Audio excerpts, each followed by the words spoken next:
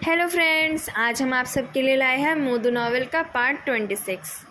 Assistant का expression देखकर पता चल रहा था कि वो कुछ बोलना चाहती थी, पर वो बोल नहीं पा रही थी। फेदू जानता था वो क्या कहना चाहती थी। उसने कहा, अगर कुछ डॉक्यूमेंट साइन करना है तो उसे मेरे टेबल पर छोड़ देना। अगर कुछ अर्जेंट होगा तो मैं शाम को जाकर साइन कर दूँगा। बिजनेस पार्टनर्स के कुछ लेटर्स भी हैं जो आपको खुद देखने हैं। किस टाइम आपको लेने आना ठीक रहेगा? फेदू दरवाज़ा खोलते हुए हंसता है। आपको आने की ज़रूरत नहीं है, मैं खुद कार बुला लूँगा। मेरे लिए आपके बॉयफ्रेंड के साथ डेट पर जाने में लेट हो गया तो आप मुझे और पसंद नहीं करोगी ना? तब मैं क्या करूँगा? मेरे उस बॉयफ्रेंड के पास ना तो पैसा है और ना ही लुक्स। मुझे नहीं पता मैंने उसे क्यों रखा है। आप ऑर्डर दोगे तो मैं अभी उसे लात मारकर भगा दूँगी। अपने कदमों में पड़े गरीब आदमी पर थोड़ा तो रहम कर लो। और आपका मेकअप भी आज इतना सुंदर हुआ है। कैसे आप ये सिर्फ मुझे और कंप्यूटर को दिखा सकती हो? आपकी ब्यूटी की तो ये बर्बादी हो जाएगी। फेदू गाड़ी से निकलकर बोलता है, ये गाड़ी थोड़ी ट्रिकी है। जाते टाइम धीरे चलाना और पहुंचकर मुझे मैसेज कर देना। असिस्टेंट मियाँ आईने में देखती है तो उसे लगता है कि उसकी लिपस्टिक फेड हो गई है।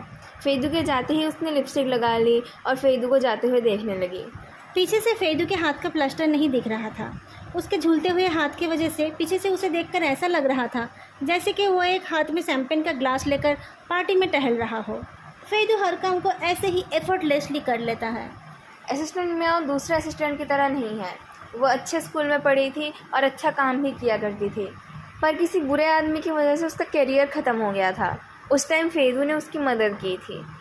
यंग प्रेसिडेंट फेड को सब लेडी किलर के रूप में जानते हैं। वो सबको टीज करता है, सबसे कैजुअली बात करता है, पर जो लोग उसके अंडर काम करते हैं वो जानते हैं फेदू एक्चुअली क्या करता है। फेदू हमेशा सिस्टम में ही चलता है। सीनियर मैनेजमेंट टीम की प्रपोजल्स को वो नॉर्मली रिजेक्ट नहीं करता है, क्योंकि वो जानता है वो लोग उस काम में एक्सपर्ट है। और शायद लग्जरी में बड़े होने के कारण उसे किसी चीज़ की लालच नहीं है। छोटे छोटे शेयर होल्डर्स को खुश रखने के लिए वो बहुत कुछ छोड़ देता है। सोशलाइजिंग में भी वो बहुत अच्छा है। सबकी नज़रों में वो एक ऐसा सक्सेसर है जो कोई प्रॉब्लम क्रिएट नहीं करता है। पर असिस्टेंट मियाँ ने अपनी आंखों से देखा है कैसे उसने कंपनी की बागडोर अपने हाथों में ली थी। पर अजीब बात यह है कि बिजनेस को बढ़ाकर पूरे वर्ल्ड में राज करने का उसका कोई एम्बिशन नहीं है। जब तक उसे अपने खर्चे के पैसे मिल जाते हैं तब तक वो किसी मामले में टांग नहीं अड़ाता है। शुरू में उसने जिस तरीके से स्ट्रांगली इस कंपनी में अपनी जगह छीनी थी, वो शायद ये दिखाने के लिए कि उसे बुद्धू बनाना आसान नहीं है। पर धीरे धीरे जब उसे कंपनी के सारे प्रोसीड्योर पता चल गए, उसने और किसी चीज़ में अपनी टांग नहीं अड़ाई। लास्ट 6 महीने में तो वो ऑफिस में ज़्यादा दिखाई भी नहीं देता है। उसको देखकर ऐसा लगता है जैसे वो डिसाइड नहीं कर पा रहा है वो क्या करना चाहता है। पर असिस्टेंट मियाँ जानती है फेदू की सोच बहुत गहरी है। वो किसी काम को अच्छे से शुरू करके बीच में छोड़ने वालों में से नहीं है। सिटी बुरो में आज बहुत ज़्यादा ही भीड़ है। सारी लीगल और इलीगल पार्किंग स्पेस गाड़ियों से भरी हुई है। एक बच्चा सा ट्रैफिक पुलिस पार्किंग टिकट्स लेकर इधर उधर देख रहा है। उसे समझ नहीं आ रहा है टिकट्स लगाना सही होगा या नहीं। रिसेप्शन में बहुत सारे ऑफिसर काम में लग गए हैं इतने सारे लोगों को साइन करने के लिए। फेदू भी चुपचाप अंदर जाते हुए लोगों के भीड़ में मिक्स हो गया। फेदू ने देखा सोसाइटी के अलग अलग पार्ट के लोग आए हुए हैं। उनके कपड़े भी अलग अलग है। मिडिल एज लोग भी है और बूढ़े लोग भी। कुछ लोगों के हाथ में फ़ोटोग्राफ्स है। कुछ हस्बैंड वाइफ एक दूसरे के हाथ पकड़कर चल रहे हैं। शायद वो बिना सपोर्ट के चल भी नहीं पाते हैं। बीच बीच में इधर उधर से रोने की आवाज़ आ रही है, पर फेदू को छोड़कर कोई मुड़कर नहीं देख रहा है कि वो आवाज़ कहाँ से आ रही है। वो सारे लोग जैसे एक जैसे ही हैं, सबका दुख एक जैसा ही है। फेदू साइन करके अंदर चला गया। इधर उधर घूमने के बाद कोने वाले रेस्टरूम के सामने लुओवेंजो से उसकी मुलाकात हुई। नासुनी की वजह से लुओवेंजो के डिस्टिंक्ट आईलिड्स में एक और क्रीज आ गया है। उसकी पूरी बॉडी से सिगरेट की स्मेल आ रही है। उसने अभी अभी पानी से अपने चेहरे को धोया है। उसके चेहरे से और बालों से अभी भी पानी टपक रहा है। उसके टी शर्ट के सामने का हिस्सा पानी से गीला हो गया था। फेदू की नज़र बार बार उसके चेस्ट से कमर तक घूमती रही। अगर उसके आंखें कैमरे होते तो अब तक वो 1 डजन क्लोजअप फ़ोटोज़ ले चुका होता। तसल्ली से देखने के बाद फेदू पूछता है, कल वाले केस के रिलेटेड इतने केसेस हैं? क्राइम के मामले में फेदू का सेंस बहुत तेज़ है। लुओवेंजो गर्दन हिलाकर हाँ बोलता है। इतने सारे लोग, सब तो पेरेंट्स ही होंगे। पर मैंने कुछ ओल्ड लोगों को भी देखा। कितने साल पीछे तक गए हो आप लोग? 22 साल। लोटस माउंटेन के केस से 2 साल पहले से ये सब शुरू हुआ है और अभी तक नहीं रुका है। फेदू मिंट का एक पैकेट निकाल कर लुओवेंजो को देता है। हमें लगता है कि ये किसी गैंग का काम है। लोरेंजो एक गहरी सांस छोड़ता है। हर साल कितने बच्चे खो जाते हैं और फिर कभी नहीं मिलते हैं। हम बस ब्लड सैंपल और डीएनए डेटा कलेक्ट कर सकते हैं। जब कोई सस्पिशियस चाइल्ड ब्रेगर मिलता है या फिर कोई ट्रैफिकिंग गैंग पकड़ा जाता है तब इन्वेस्टिगेट कर पाते हैं। पर इन बच्चों का कोई आता पता नहीं है। फ्रंटलाइन ऑफिसर्स इन केसेस को हैंडल करते हैं और ईयर एंड में हमारे पास रिपोर्ट आ जाता है। डेटा अगर नॉर्मल लिमिट के अंदर होता है तो हम भी उस पर नज़र नहीं डालते हैं। पर जो पुराने क्रिमिनल पुलिसमैन लोटस माउंटेन वाले केस के टाइम थे वो तो कुछ साल पहले तक भी काम कर रहे थे ना। अगर आपके शिफू की तरह एक दो और लोग होते जो उस केस को भूल नहीं पाते तब शायद ये बात पहले ही नज़र आ जाती। शायद कोई क्रूशियल डिटेल मिसिंग थी। पेरेंट्स को टॉर्नामेंट नहीं किया गया है ना। पता नहीं फेदू ये सब इतनी जल्दी कैसे समझ जाता है। मान लेते हैं ये एक गैंग है जो छोटी बच्चियों को यूज़ करके ये काम करते हैं, पर वो लोग फ़ोन करने का या विक्टिम के घर जाने का रिस्क नहीं उठाएंगे। उनको बस 10-11 साल की लड़कियां चाहिए। पेरेंट्स को टॉर्मेंट करने का आइडिया शायद चारा बनी लड़कियों का ही काम है। 20 साल पहले सू जियाओलान और 20 साल बाद सू लुओजान। उनके पास पेरेंट्स और घर नहीं थे, इसलिए जिन लड़कियों के पास वो था उनको वो लोग डिस्ट्रॉय करना चाहते थे। गुओ हैंग को जो कॉल मिला था उसमें किसी ने बात नहीं की थी, बस एक चीख सुनाई दी थी। गुओ फे को उस फ़ोन बूथ तक उठा ले जाने का रिस्क कोई क्यों लेगा। पेंसिल बॉक्स के अंदर की बेल की आवाज़ सुनकर गुओ फे के पेरेंट्स को लगा था कि वो आवाज़ गुओ फे की थी, पर शायद वो आवाज़ उसकी थी ही नहीं। शायद तब तक वो मर गई थी। पर वो लड़की ऐसा क्यों करना चाहती थी, ये लुओवेंजो की समझ की बाहर है। इतने सालों में किसी और सारे ने ऐसा नहीं किया था, सिर्फ ये माँ बेटी ने ही ऐसा किया। फेदू पूछता है, क्या आप छुपके से सू लुओजान से मेरी बात करा सकते हैं। लुओवेंजो अपने ख्यालों से बाहर आता है। ये कैसी बकवास है। वो उसे साफ मना करने वाला था, पर जब उसने आंखें उठाकर फेदू की तरफ देखा तो उसे पता चला कि फेदू उस पर आंखें गड़ाए खड़ा है। ऐसे तो वो फेदू की आंखों की तरफ ज़्यादा नहीं देखता है, क्योंकि अगर लड़ना हो या डेट करना हो तभी एडल्ट लोग एक दूसरे की आंखों में देखते रहते हैं। इससे पहले जब फेदू उसकी तरफ देखता था तब उसकी नज़र में या तो मौकरी होती थी, नहीं तो कोल्डनेस। उसकी हर नज़र चिक चिक कर ये कहती थी कि आपको देखना मुझे पसंद नहीं है। पर आज वो बहुत पीसफुली और हार्मलेसली देख रहा था। लुओवेंजो का दिल सॉफ्ट हो गया। उसने अच्छे से कहा, मुझे नहीं लगता ऐसा हो पाएगा, ये रेगुलेशन के ख़िलाफ़ है। पिछली बार तो आपने मुझे एक इंटरोगेशन सुनने दिया था। उस टाइम हमारे लीडर ने वो ऑथराइज़ किया था। तो फिर उनसे कहिए कि वो इस बार भी इसे ऑथराइज कर दे। मैंने तो ऑलरेडी सू लुओजान से डायरेक्ट बात करी है। फेदू फिर से अपनी आधी हंसी वाली एक्सप्रेशन में वापस चला गया। और उससे भी बड़ी बात, मैंने कुछ टाइम पहले विक्टिम्स के ऊपर स्टडी को लेकर एक छोटा सा आर्टिकल लिखा था, जिसको एक टीचर ने पढ़कर एक एकेडमिक टेक्स्ट के 3rd एडिशन में इंक्लूड किया है। और हाँ, मैंने अप्रैल में यंग सिक्योरिटी यूनिवर्सिटी में अप्लाइड साइकोलॉजी के पोस्ट ग्रेजुएशन प्रोग्राम में एडमिशन लिया है। सितंबर तक मैं आपके सिस्टम में हाफ इंक्लूडेड हो जाऊंगा। कैप्टन लुओ, क्यों ना आप उन काबिल लीडर को जल्दी से फ़ोन कर लो। लुओवेंजो हैरान था, ये सब कब हो गया। दोस्तों, अगर आपको ये वीडियो अच्छी लग रही है तो तुरंत जाके लाइक, कमेंट और चैनल को सब्सक्राइब ज़रूर करें। अगर फेदू पागल होकर ड्रग्स से जुड़ जाता और लुओवेंजो से पकड़कर लॉकअप में भर देता तो भी कोई बात थी, पर फेदू ने अभी अभी जो कहा उस पर विश्वास करना बहुत मुश्किल था। लुओवेंजो ने अभी अभी ठंडे पानी से अपने दिमाग को थोड़ा ठंडा किया था, पर फेदू की बातों से उस पर आग लगने की नौबत आ गई।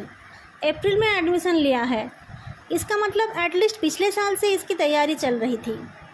पर अचानक उसके सर पर पढ़ाई का भूत क्यों चढ़ गया। क्या उसके पास कुछ और काम नहीं था?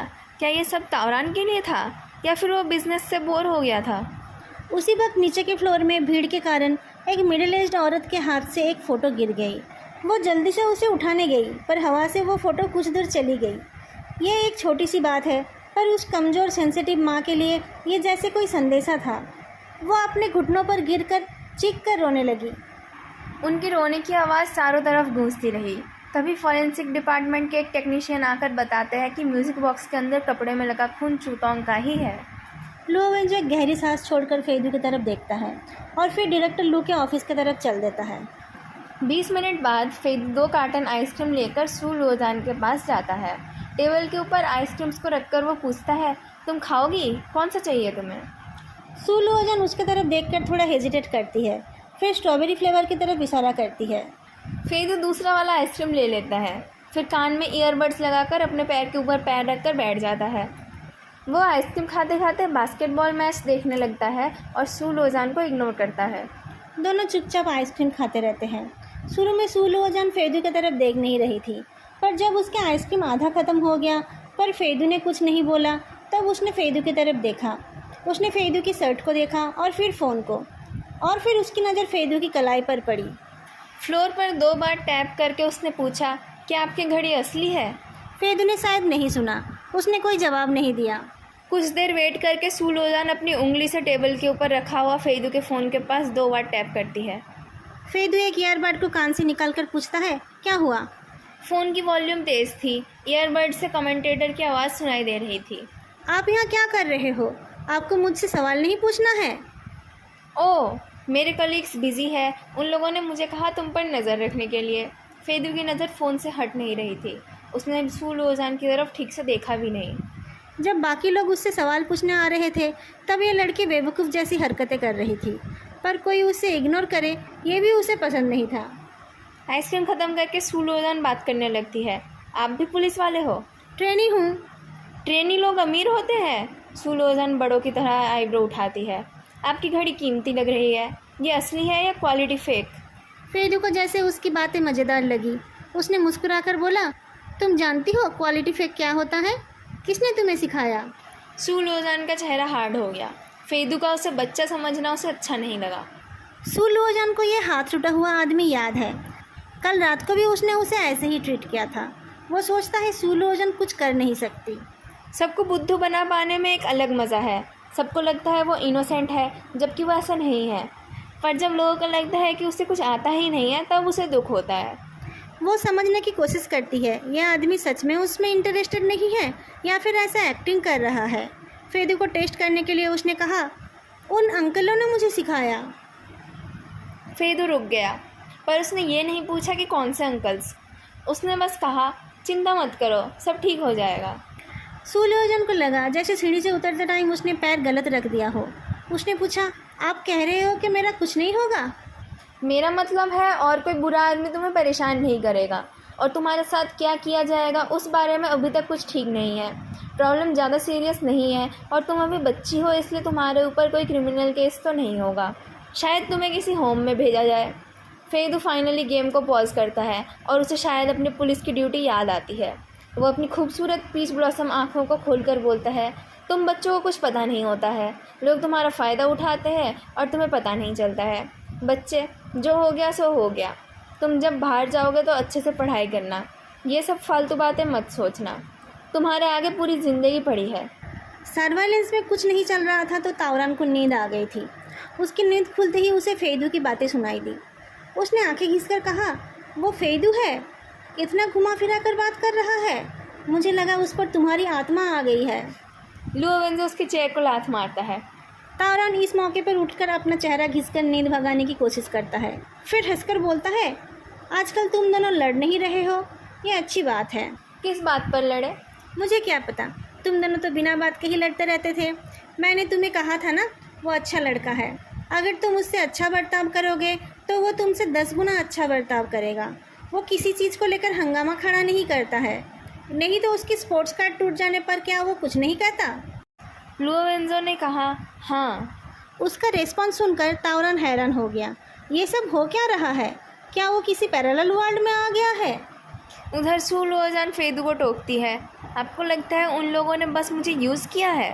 जू एंचो को अरेस्ट किया गया है, फेदू ने कहा। अभी इंटरोगेशन चल रही है, जल्दी वो सब कुछ बता देगा। सू लोजान अजीब तरीके से हंस उठी। अगर तुम उसे आइडेंटिफाई करना चाहती हो तो फिर। फेदू रुक गया, फिर अपना सिर हिलाकर बोला, तुम उसे आइडेंटिफाई करके क्या करोगी? तुम कुछ और खाओगी तो बताओ। सू लोजान को खाने में इंटरेस्ट नहीं था। उसने कहा, मेरे आइडेंटिफाई करने का कोई फ़ायदा क्यों नहीं है? क्योंकि तुम बच्ची हो। बच्चे विटनेस नहीं बन सकते। ये केस सीरियस है, पर तुम्हारे बातों को कोई सीरियसली नहीं लेगा, और सीरियसली ले भी लिया तब भी तुम्हें कोर्ट में नहीं ले जा पाएंगे। पर बच्ची, मैं तुम्हें एक बात बताता हूँ, तुम जितनी भी डरी हुई क्यों ना हो, किसी दूसरे बच्चों को चोट पहुँचाना ठीक बात नहीं है। तुम एक नाइफ पकड़ी हुई थी, अगर वो तुम्हारे हाथ से फिसल जाता? सू लोजान उसे टोकती है, अगर वो फिसल जाता तो मैं उसे मार नहीं पाती। फेदू हैरान होकर उसकी तरफ देखता है। सू लुओजान अपनी जुल्फ़ों को अपनी उंगली से घुमाती रहती है। वो फेदू की तरफ ऐसे देख रही थी जैसे कि वो कोई चारा डालकर शिकार का इंतज़ार कर रही हो। फेदू फ़ोन रखकर सीधा बैठता है। मुझे पता है कुछ बच्चों को जब चोट लगती है तब वो अपने आप को विक्टिम नहीं मान पाते हैं। शायद तुम्हें ये गलतफहमी है कि बुरे लोग स्ट्रांग होते हैं और विक्टिम्स बुद्धू और कमज़ोर होते हैं, इसलिए तुम उन बुरे लोगों की नकल कर रही हो। सारे विक्टिम बुद्धू और कमज़ोर होते हैं और उनके साथ वैसा ही होना चाहिए। वो भेड़ की तरह स्लो और फुलिश होते हैं। उनको सिर्फ मैं करना आता है। उनके जीने का कोई मतलब नहीं है। फेदू के आईब्रोज सिकुड़ गई। उसने गुस्से से कहा, तुम ऐसा कैसे बोल सकती हो? जब से फेदू ने उसे एक भोले बच्चे की तरह ट्रीट करना शुरू किया था तब से सू लुओजान उसके जेंटल फेस को फाड़ देना चाहती थी। फेदू का गुस्सा देखकर उसके मन को सुकून मिला। किसी भी हाल में मुझे जेल नहीं होगा ना? सू लुओजान फेदू की तरफ देखती है। वो सारे भेड़ सच में बुद्धू हैं। उनको जो भी बोलो वो वही मान लेते हैं। एक बार बात कर लो तो दूसरी बार वो लोग तुम्हें अपना दोस्त मान लेते हैं और फिर तुम्हारे साथ कहीं भी चले जाते हैं। ये कितना फ़नी है। सू लुओजान, फालतू बकवास मत करो।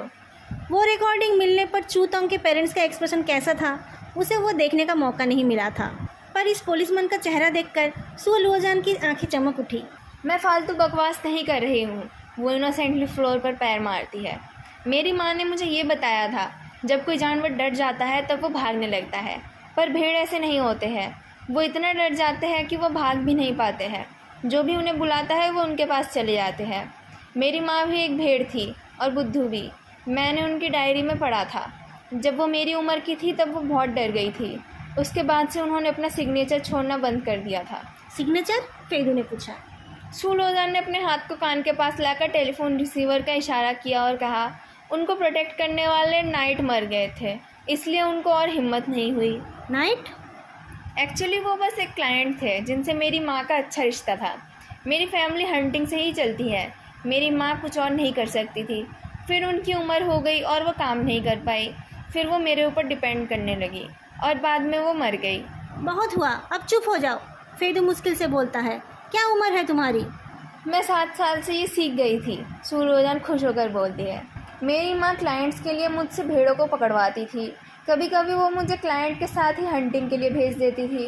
क्लाइंट खाना खाकर चले जाने के बाद बाकी का काम वो खुद करती थी। ये काम उन्होंने उनकी माँ से सीखा था। लेंगचाओ सर्वेलेंस रूम के अंदर आ रही थी।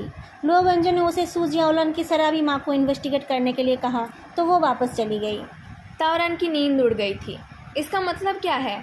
ये लड़की बोल रही है कि सू जियाओलन की माँ उससे दलाली का काम कराती थी और वू गुआंगचुआन बस एक क्लाइंट था।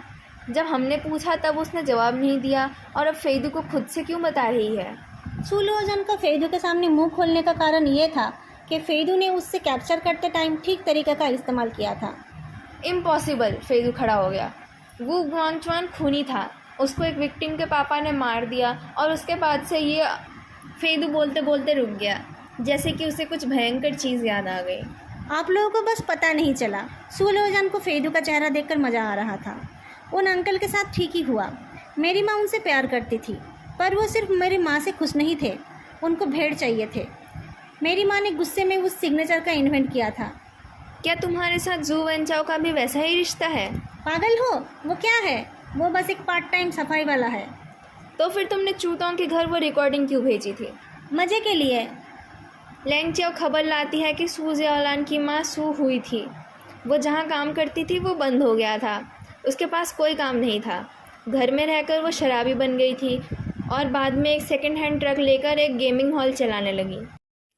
अगर आप लोगों को आज का ये पार्ट अच्छा लगा हो तो लाइक, कमेंट और चैनल को सब्सक्राइब करना मत भूलना। फिर मिलेंगे अगली वीडियो में। तब तक के लिए बाय।